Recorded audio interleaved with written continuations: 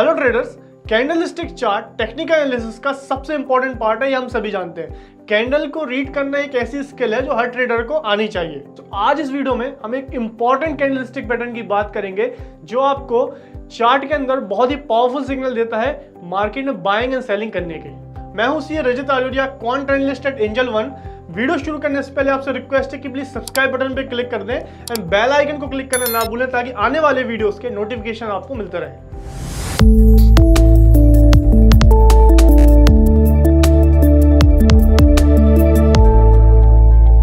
आज हम जिस पैटर्न की बात करने वाले हैं वह है मारुबुजु। मारुबुजु एक जापानी शब्द है जिसका इंग्लिश में मतलब होता है बार्ड।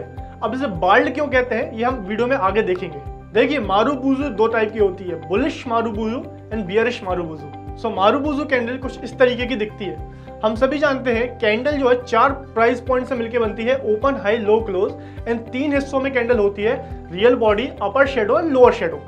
मारुबुजु कैंडल को आप कैसे आइडेंटिफाई कर सकते हैं? मारुबुजु कैंडल में कोई भी शेडो नहीं होती है।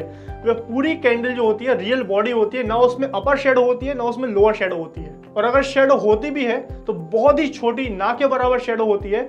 मेन जो मारुबुजु कैंडल है वह रियल बॉडी की ही बनती है। अब अगर बुलिश मारुबुजु है, मतलब कैंडल का कलर ग्रीन होगा, ये हमें बताएगी कि प्राइस ऊपर गया है, तो उसमें open price will be equal to low and high price will be equal to close.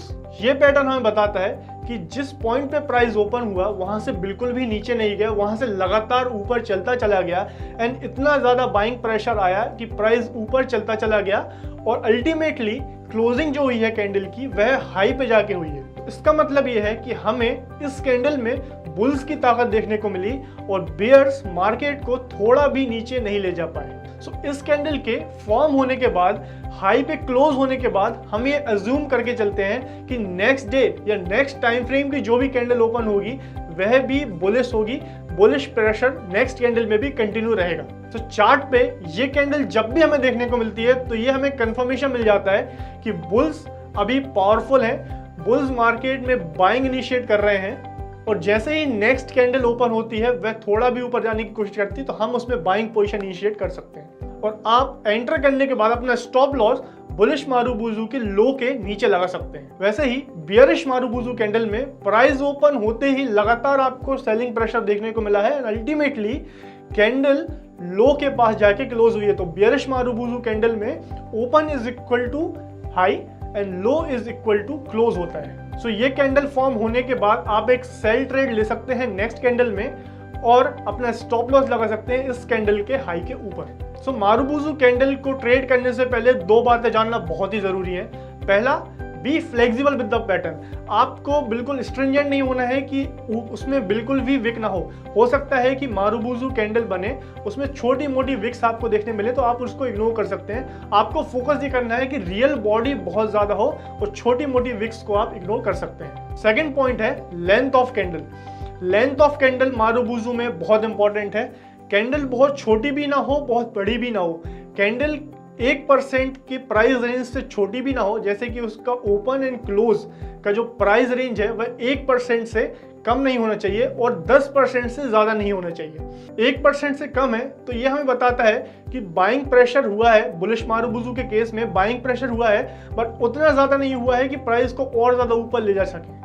वैसे ही अगर बहुत बड़ी मारुबुजु कैंडल बन जाती है, 10% से ज्यादा मूव अगर आ जाता है एक कैंडल में, तो इस बात से हम एक अनुमान लगा सकते हैं कि अब जितनी ज्यादा बाइंग होनी थी वह हो चुकी है।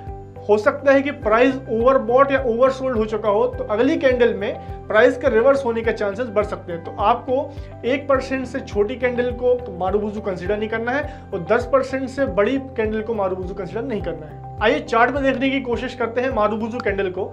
तो यहाँ पे आप देख पा रहे हैं चार्ट पे मारुबुजु कैंडल। यहाँ पे आप एक बहुत ही बड़ी रियल बॉडी ग्रीन कैंडल देखेंगे एंड विक्स बनी है, लेकिन छोटी छोटी विक्स है, इसको आप इग्नोर कर सकते हैं। तो ये एक कंप्लीट मारुबुजु कैंडल है। इस कैंडल के फॉर्म होने के नेक्स्ट कैंडल में आप बाइंग पोजीशन इनिशिएट कर सकते हैं with the stop loss of low of marubozu candle. Marubozu candle के लो के नीचे आप स्टॉप लॉस लगा सकते हैं। वैसे ही आप देख पा रहे हैं बियरिश मारुबुजु कैंडल, एक सॉलिड रेड कलर की कैंडल जिसका open and high is equal and low and close is equal. So ये कैंडल हमें बियरिश सेंटीमेंट दिखाती है। तो नेक्स्ट कैंडल के ओपन पे आप इसको बाय कर सकते हैं with the stop loss of high of bearish marubozu candle. So ये था वीडियो मारुबुजू कैंडल के बारे में। आशा करता हूँ हम मारुबुजू कैंडल पैटर्न को समझे होंगे एंड चार्ट पे इस कैंडल को आइडेंटिफाई करना चालू करेंगे।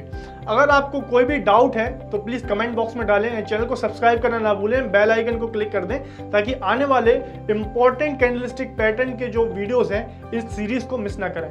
Thank you for watching. धन्यवाद।